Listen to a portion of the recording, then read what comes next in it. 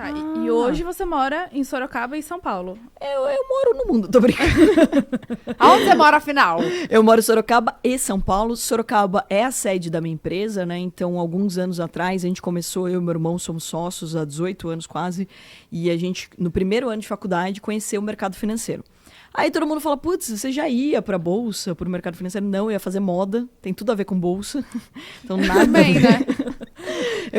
Eu fui fazer administração de empresas para minha futura empresa de moda não é falência. Caraca. Porque eu não queria ser estilista, eu queria ter uma empresa de moda. A minha mãe empreendeu no mundo da moda, né? Minha mãe não tinha muita grana, ela começou a fazer roupa para minha irmã.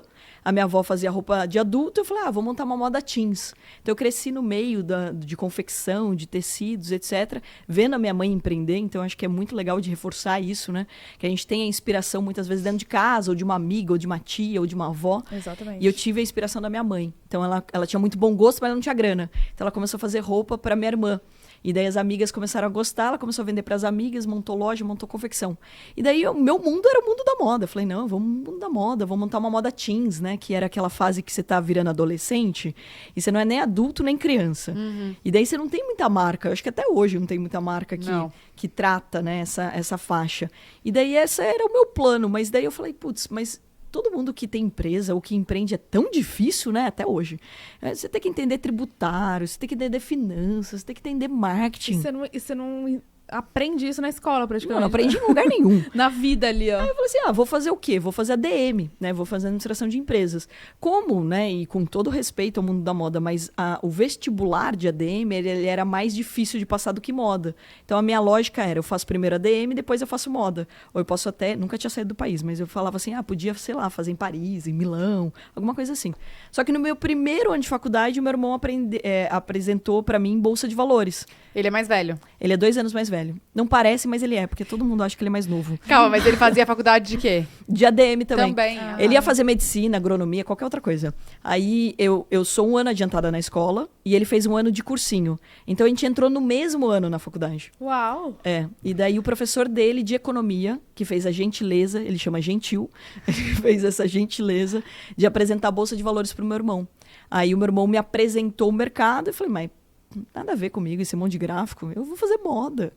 Aí eu vi que não era tão complicado quanto a galera falava. Eu até brinquei com a Bu. Não é. A gente, vamos contar aqui. A gente, nos bastidores, fez uma aposta que é mais fácil ela aprender mercado financeiro do que eu ganhar dinheiro no poker. Então, você não sabia que você jogava pôquer? É uma longa história. É uma longa história. Eu conheci ela numa mesa de pôquer. Jogando. Há muitos anos atrás.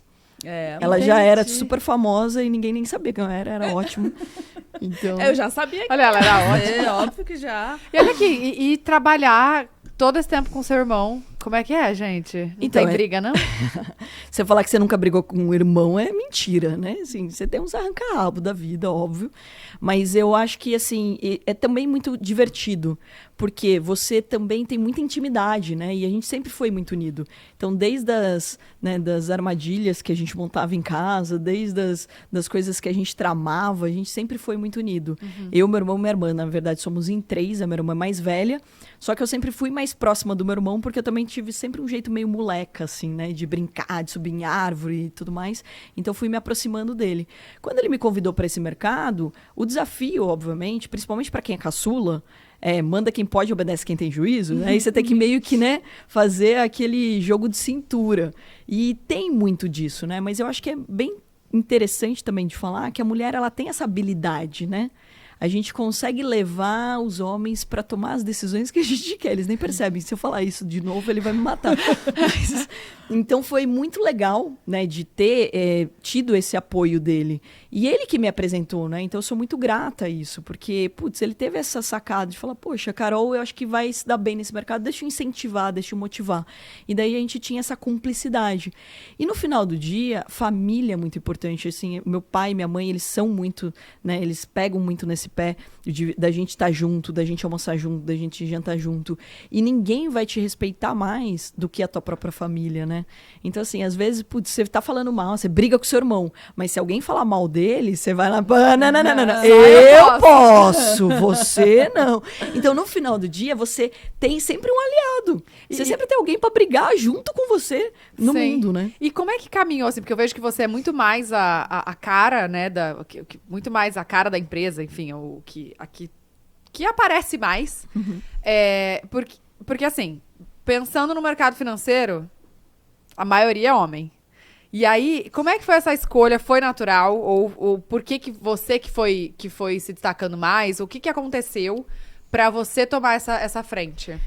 Bom, isso é bem importante de dizer também, né? Quando as pessoas falam... Até eu ganhei um prêmio agora de influência digital, né? Embaixadora da influência digital no Rio de Janeiro, que foi o prêmio JK. Eu fiquei muito feliz, mas eu nunca imaginei isso, né?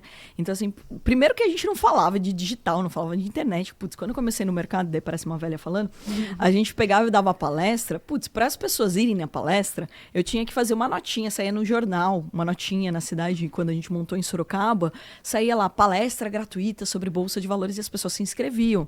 E eu pegava a lista telefônica e nossos estagiários ligavam para as pessoas para convidar. E a gente fazia folder, entregava nas faculdades. Como que as pessoas iam saber? Né? E não tinha muita grana para anunciar, por exemplo, na TV. Então, Não, e você não tinha expectativa de não tinha como saber quantas pessoas iam. Era uma loucura. Confirmação, assim. né? A lista Exato, de porque, né, confirmação. você não tinha, né, como ficar checando, você não tinha um WhatsApp, que era essa velocidade, etc. Então, era muito mais complicado de fazer isso. Quando a gente fala hoje sobre a influência, fica muito mais fácil. Mas eu nunca imaginei, porque não era a minha expectativa, não era o meu foco ser uma pessoa conhecida. Eu queria ser uma pessoa que explicava para as pessoas sobre o mercado. Não tinha como foco ser uma pessoa que vai, por exemplo, para um programa de TV ou que participa publicamente de várias lives. Não tinha isso como meta, né? E daí foi muito curioso, porque a gente começou palestrando, já ensinando. E isso foi um dos motivos da gente sair de Campinas para mudar para Sorocaba. Por quê? Porque a gente começou estagiando no escritório de Campinas, o dono do escritório tinha 60 e poucos anos, o gerente 40 e poucos anos, eu 17, o meu irmão 19, e a gente, como bons estudantes de administração de empresas, primeiro ano de faculdade, faz um business plan, faz um plano de negócios, e vai lá pro dono do escritório e fala assim, não, peraí, tá tudo errado, a gente tinha que ter um educacional aqui, não sei o que, pá. Aí o dono do escritório falou, claro que não. Então, ou seja, vai aprender mais um pouco, vai estudar mais um pouco, depois você volta. E o que a gente fez, né? Aí o meu irmão, mais até arrojado, assim, falou, não, então a gente vai montar um outro escritório. E aí a gente foi pra Sorocaba, porque não podia ser em Campinas, que já tinha esse escritório. Então a gente saiu de estagiário... Mas, calma, não podia ter concorrência? Não, porque já tinha uma representação daquela corretora em Campinas. Ah, vocês queriam representar a mesma corretora em A outro mesma lugar. corretora. Entendi. E daí ele falou assim, não, né? Então vai pra outro lugar. Aí, putz, Porto Feliz tem 50 mil habitantes, só ia investir nos amigos do meu pai, né? Então eu falei assim, não, vamos pra outro lugar. Daí a gente foi pra Sorocaba. Primeiro desafio, né? Sorocaba, como todo bom interior, as pessoas te perguntam, você é filho de quem, né? Então, ou seja, meus pais não eram de Sorocaba. Então, qual era o nosso desafio? Era comunicar. Então, a primeira coisa que a gente fez foi um movimento de assessoria de imprensa, né? De todos os jornalistas saberem que a gente estava ali, que a gente fazia esse trabalho, e de educar. E começamos a dar palestra. Aí, quem dava as primeiras palestras era o meu irmão. Quando eu fui para lá, e daí eu fazia faculdade em Campinas e viajava o tempo todo para ir para lá. Primeiro eu apresentei um sócio para ele, porque minha faculdade era integral. Depois que eu fui mudar efetivamente para Sorocaba. Quando eu fui para lá e eu comecei, ele falou, não, agora você vai dar palestra. Para formar, né, as pessoas entenderem o que é bolsa, daí elas vão abrir conta com a gente. O que a gente fala hoje de marketing de conteúdo, a gente fazia fisicamente. Dava palestra, entregava cadastro, se as pessoas entendessem, elas iam abrir conta com a gente. E olha que interessante. Aí eu comecei a palestrar. Aí o número de pessoas que abriam conta, né, que começavam a investir quando eu palestrava era maior do que o meu irmão. Aí ele usou isso contra mim, né? Daí ele falou assim, olha, como a conversão é maior quando você palestra, então você vai dar mais palestras e tudo mais. Eu falei, né, de novo, manda quem pode, obedece quem tem juízo. Era caçula, vamos lá. E daí mas você gostava? Eu comecei a gostar. Eu fiz teatro quando era criança. E daí eu comecei a gostar. Então eu comecei a ver que, putz, eu gostava muito de compartilhar. Eu via o quanto eu agregava, né? E hoje ainda mais, porque eu voltei até dar palestras em Sorocaba e teve uma senhorinha que me falou que assistiu a minha palestra há 17 anos. Nossa. E que ela viaja 2 vezes por ano porque ela aprendeu bolsa comigo. Cara, Demais. vontade de chorar quando você escuta um negócio desse. Então eu comecei a ver que eu podia colaborar, que as pessoas podiam aprender esse mercado, que é maravilhoso, porque é um mercado que você pode construir riqueza sem montar um Facebook ou um Google da vida.